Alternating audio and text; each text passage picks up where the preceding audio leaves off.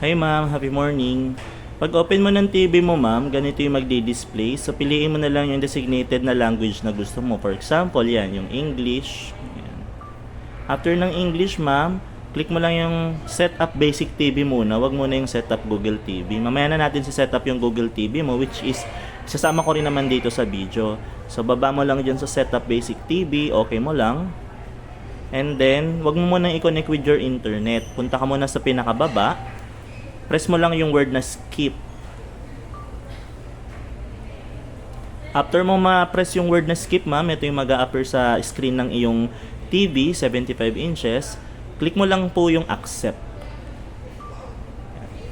After ng accept, ma'am, ito yung mag-a-appear. You need to press the OK lang po para mag-start na siya. Yan. Tapos, ma'am, press down mo lang yung arrow keys na down.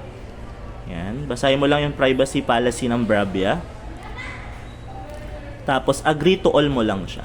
Ayan. Agree to all. Ayan. Tapos, agree and proceed.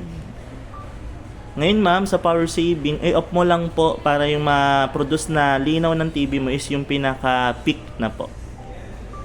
Ayan. And then, next mo lang tong voice recognition, ma'am. Sa parental lock, ma'am, lagyan mo lang ng code na hindi mo makakalimutan. For example, 4 na 1. Tapos i-ulit mo lang po yung tinype mo na pin.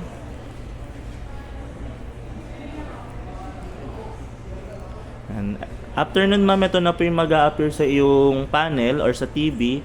Press mo lang po yung word na skip. After ng word na skip ma'am, ito yung magpo-produce sa iyong panel. Connect later mo lang po.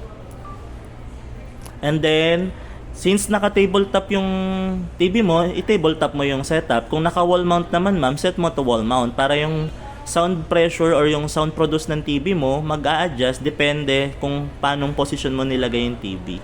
So, ikaw na yung mamimili dyan, ma'am. Kung tinabletop mo, tabletop. Kung wall mount, i-wall mount mo siya, ma'am. Yan. Next, ito na po yung magpo-produce sa screen mo, Apple AirPlay and HomeKit. Next mo lang yan, ma'am. And then, done. Nakalagay dyan, ma'am, setup complete. So, i-done mo lang siya. So, after nyan, ma'am, maglo-loading lang po yung inyong Bravia TV. And wait mo na lang pong lumabas yung actual display or yung home display ng ating Bravia TV. So, ito po yung mag-a-appear sa inyo. TV, input, and then dashboard. Das, sa baba, andyan na yung mga application na pre-installed like yung Netflix, Prime Video, and YouTube. Yung ibang application, kayo na po yung mag-i-install nun, ma'am, ha? Ngayon, para makapag-install kayo ng ibang application, ang gagawin nyo next, punta kayo ng dashboard. Ayan.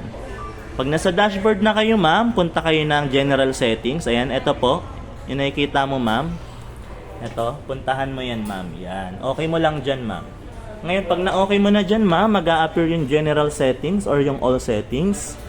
Nakalagay dyan, setup Google TV. So, login mo lang dyan yung email account mo, ma'am. Pag na-login mo na yung email account mo dyan, mag-a-update siya ng 3 to 5 minutes. Hintayin mo lang matapos. And then, updated na yung TV mo and naka-setup na yun, ma'am.